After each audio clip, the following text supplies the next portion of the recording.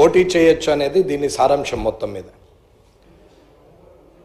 నేను అనేది ఏంటంటే, ఏదైనా సరే భారతదేశంలో జనాభా పెరిగిపోతున్న సందర్భంలో ప్రతి ఒక్కరూ తనకు తానుగా సింగిల్ కిడ్కే పరిమితమైన సందర్భంలో సాఫ్ట్వేర్ ఇంజనీర్లు కానీ నెలకు లక్షల జీతాలు ఉన్నోళ్ళు కూడా ఒక్క పిల్లవాడితోనే సంతృప్తి చెంది ఖర్చులు భరించలేము, ఒక్కరిని పెంచలేము అనే పరిస్థితిలో ఇంకొకరిని కనద్దు అనుకొని ఒక్కరికే పరిమితమైన సందర్భాలు యంగ్ జనరేషన్ చాలా మంది ఉన్నారు.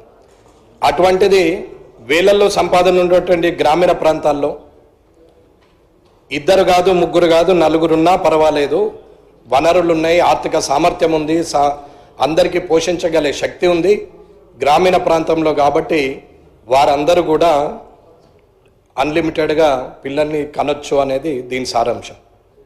రాజకీయ వెసులుబాటు కోసం ముగ్గురు పిల్లలు, నలుగురు పిల్లలన లోకల్ బాడీలో పోటీ చేయొచ్చు.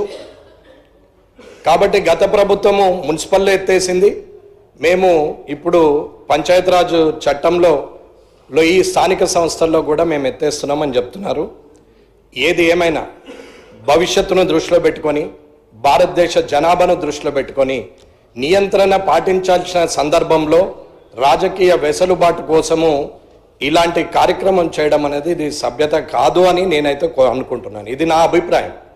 ఏదైనా రానున్న కాలంలో భవిష్యత్తులో మార్చాల్సిన చట్టాలు, చేయాల్సిన సవరణలు అన్ని డిపార్ట్మెంట్లో చాలా ఉన్నాయి. కానీ ఒక రాజకీయంగా రేపొద్దున పోటీ చేసే అర్హతని, దాన్ని హైకోర్టు ఆర్డర్ని దృష్టిలో పెట్టుకొని 1.7 జనాభా ఉన్నది కాబట్టి, అంటే సంతానోత్పత్తి ఉన్నది, అది 2.1కి పోతే బాగుంటుంది అని చెప్పి తిరిగి ముందుకు వెళ్ళే ప్రయత్నం చేయడం అయితే, నేను పుట్టి 55 సంవత్సరాలు అయింది. నాకు తెలిసి మాకైతే, మా నాన్నకైతే 5గురం, కానీ నా దగ్గరికి వచ్చేసరికి ఒక్కరు, మా అన్నలకైతే 2 ఉన్నారు. కాబట్టి రానున్న ఇక్కడున్న సభ్యులు కానీ, ఇక్కడున్నటువంటి అధికారులు కానీ, ఎంత పెద్ద స్థాయిలో ఉన్నటువంటి వ్యక్తులు కానీ ఒకరో ఇద్దరికో పరిమితమైన సందర్భంలో ఇవాళ ఎంతమందినైనా కనొచ్చని రాజకీయ ఆలోచనలు చేయడం అయితే ఇది పద్ధతిగా లేదనేది నా అభిప్రాయం. కాబట్టి తిరిగి ప్రభుత్వం దీన్ని పునరాలోచించి జనాభా నియంత్రణకు కావాల్సిన అన్ని ఏర్పాట్లను చేయాలి. కానీ రాజకీయ వెసులుబాటుకు, రాజకీయంగా ఎదుగుదల కోసము ఇలాంటి కార్యక్రమాలు ముఖ్యంగా